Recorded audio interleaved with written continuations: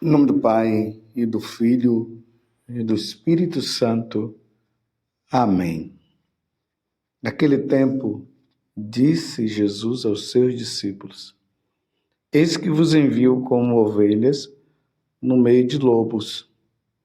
Sede, portanto, prudentes como as serpentes e simples como as pombas. Cuidado com os homens, porque eles vos entregarão aos tribunais e vos açoitarão nas suas sinagogas. Vós sereis levados diante de governadores e reis, por minha causa, para dar testemunho diante deles e das nações.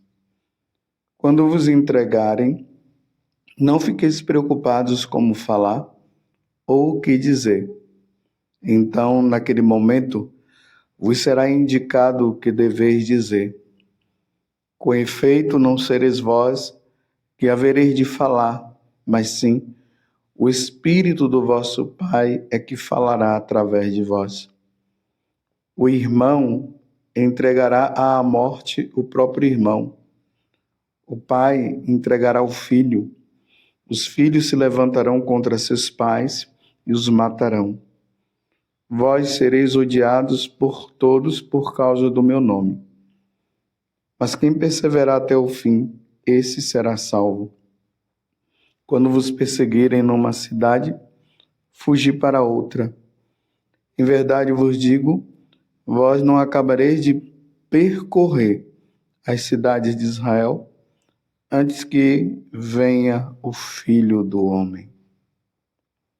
Palavra da salvação. Glória a vós, Senhor. Meus irmãos e minhas irmãs, continuamos aqui neste segmento de nosso Senhor Jesus Cristo. Estamos no capítulo 10 do Evangelho de São Mateus, os versículos 16 a 23. Lembrando que esse capítulo, ele é caracterizado pelo envio dos discípulos, dos apóstolos, para o povo de Israel. Jesus escolhe os 12 apóstolos e envia. Ainda não é, como eu tenho dito para vocês, para as nações, para todos os povos. Isso só acontece logo após a ressurreição de Jesus e a sua subida aos céus. Neste envio, Jesus antes instrui os apóstolos, mostrando para eles como é que eles devem fazer essa evangelização. Hoje Jesus, ele mostra que não será fácil. Pregar o evangelho não é fácil. Inclui também derramamento de sangue. Eu fico assim maravilhado com Jesus, sempre eu falo isso quando eu medito essa passagem do Evangelho, que Jesus não engana os apóstolos. Ele diz justamente o que vai acontecer. Eles vão ter que estar, eles vão ao encontro de um povo de cabeça dura. Essas pessoas irão estar revestidas de pele de cordeiro, mas, no entanto, eles são lobos, eles são maus, eles serão levados aos tribunais. Muitos dos que serão levados aos tribunais serão presos, outros mortos. E se nós formos olhar, tudo isso que Jesus fala para os apóstolos é o que, na verdade, acontece com ele. Jesus foi preso, foi desenganado pelas pessoas, ele foi injustamente, ele foi julgado, ele foi preso e foi morto. mas ao terceiro dia ele ressuscitou. Mas vocês veem que aqui a importância que nós precisamos entender do que é a pregação do Evangelho. A pregação do Evangelho inclui salvação das almas. E para salvar uma alma não é fácil. Não é fácil. Então Jesus diz: quando vos entregares, não fiqueis preocupados como falar ou o que dizer. Então naquele momento vos será indicado o que deveis dizer. Com efeito, não sereis vós que havereis de falar, mas sim o Espírito Santo. O Espírito do vosso Pai é que falará através de vós. Cuidado com os homens, Jesus disse, porque eles vos entregarão aos tribunais e vos açoitarão nas sinagogas. Uma coisa que nós precisamos entender, nós católicos, nós que pertencemos à verdadeira igreja de nosso Senhor Jesus Cristo, nós que seguimos Jesus, precisamos entender que Satanás, ele tem um ódio muito grande de Deus. E como ele não tem como se vingar de Deus diretamente, ele se vinga de Deus através de nós. Quando nós estudamos a história da igreja, e eu até recomendaria, estudem a história da igreja. Tem vários sites no YouTube, que tem pessoas, professores muito bons, professores católicos, que nos instruem, que ajuda ao entendimento dessa história da igreja. E na história da igreja nós vamos ver que desde quando Jesus se encarnou, o inferno tem feito de tudo para destruir Jesus. Como ele não vai conseguir destruir Jesus, ele vai tentar destruir os seguidores, vão tentar destruir a igreja de nosso Senhor Jesus Cristo. Então nós vemos ali já quando Jesus nasce, Herodes já manda matar todas as crianças menores de 2 anos, no intuito de matar nosso Senhor Jesus Cristo. E no decorrer ali da vida de Jesus, aí nós vemos as autoridades religiosas, que eram os judeus, que não aceitaram Jesus como o Messias, não aceitaram Jesus como Deus, e eles perseguiram Jesus até a morte, até que eles conseguiram matar Jesus injustamente. E diante do que Jesus está falando aqui no Evangelho, cuidado com os homens, porque eles vos entregarão aos tribunais e vos açoitarão nas suas sinagogas. E em outro momento, lá no Evangelho de São Lucas e também em São João, Jesus vai dizer que até vos matarão. No capítulo 16 do Evangelho de São João, diz: eles vão matar vocês julgando estar prestando um culto a Deus.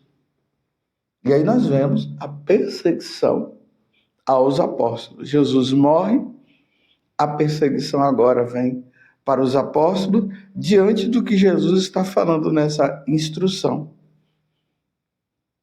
Então, nos Atos dos Apóstolos, nós vemos a perseguição. As autoridades religiosas, aqueles que haviam matado Jesus, começam a perseguir.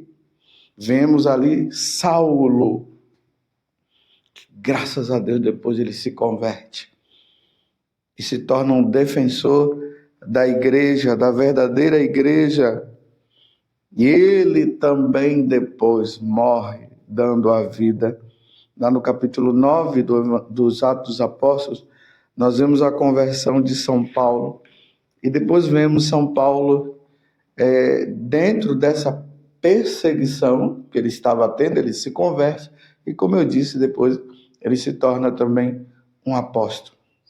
No decorrer do tempo, no decorrer da história da igreja, a perseguição à igreja continua. Aqui, primeiramente, nós vemos quem? As autoridades judaicas perseguindo Jesus, perseguindo a igreja. Depois, claro, lembremos que quando Jesus fala com Saulo, Saulo, Saulo, por que me persegue? Aí Saulo diz, mas como que eu estou te perseguindo? Então ali percebe-se que quando se persegue a igreja de nosso Senhor Jesus Cristo, está perseguindo também Jesus Cristo. Então a primeira fase é essa, os judeus, as autoridades religiosas. E nós vemos os apóstolos sendo perseguidos, pregando o evangelho a si mesmo no meio de lobos, muitos revestidos de cordeiro. E aí, quando passa o tempo, os romanos perseguem a igreja de nosso Senhor, perseguem os apóstolos e perseguem os cristãos, principalmente esses imperadores que tinham uma aversão muito grande ao cristianismo. Aí nós vamos ver Nero, Valeriano, Galeno, Maximiano e Diocleciano, que foi um dos maiores perseguidores. Então, os primeiros cristãos eram levados para aqueles ginásios como o Coliseu, lá em Roma, e eram devorados pelas feras, desde crianças até adultos. Uma perseguição intensa à igreja de nosso Senhor Jesus Cristo. E vocês percebam isso. A perseguição maior é a igreja católica. Porque Satanás não quer que as almas se salvem.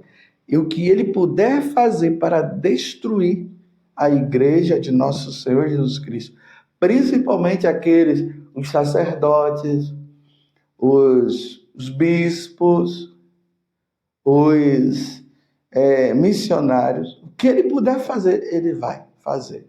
E cada vez que o tempo vai passando, mais situações vão surgindo. Então, quando chega mais lá para frente, ali na época, nos anos 1700 e pouco, lá na França, veio a Revolução Francesa. E com a Revolução Francesa, os cristãos são perseguidos também. Perseguição à Igreja Católica. Quando surge também o protestantismo, há também muita perseguição à Igreja Católica. Lembremos que Nossa Senhora, quando ela aparece em Fátima, em 1917, neste mesmo ano, lá na Rússia, estava começando ali o comunismo. E Nossa Senhora, ela começou a dizer que de lá da Rússia viria o mal, viria a guerra, viriam os sofrimentos, e era necessário que os pastorinhos, e através dos pastorinhos, toda a igreja rezasse pela paz e que o mundo fosse consagrado ao coração imaculado de Nossa Senhora. Porque só assim viria a paz. E aí nós vemos esse comunismo acompanhado desse materialismo e do ateísmo. Se você for observar, nos países ditos comunistas, a perseguição à igreja, ela acontece. Que Deus livre o Brasil de se tornar um país comunista declarado. Nós já vemos aí que a coisa ela está bem assim. Não é? As coisas estão ainda meio que escondidas, mas nós percebemos que o Brasil ele já se encontra nesta situação. E aí a perseguição à igreja. Perseguição a sacerdotes, perseguições a bispos, perseguições internas e perseguições externas, muitas vezes cristãos com essa cabeça materialista, com essa maneira de pensar materialista, e aí começam a perseguição a aqueles que são piedosos, aqueles que levam uma vida mais inteira com Deus. Então, tudo isso que o Jesus está falando no Evangelho de hoje, nós precisamos perceber que acontece essa perseguição constante aos católicos. É uma perseguição constante. Vocês podem observar que quando se fala de outras religiões, não se vê essa perseguição. Mas a igreja de nosso Senhor Jesus Cristo, porque o inferno odeia a Deus. E eu repito, como o inferno odeia a Deus, ele não pode brigar com Deus diretamente, ele usa os católicos como um meio de ofender a Deus e destruir os cristãos. E aí vem esses ensinamentos muito voltados para este mundo. Aí vem os ensinamentos voltados para dizer que o céu não existe, que depois da morte não existe nada dessas coisas. E aí essas infiltrações dentro da própria igreja. E aí entra o que Jesus fala ali também. Pais vão perseguir os seus filhos, os filhos vão perseguir os seus pais. E vão entregar os seus filhos e vão entregar os seus pais.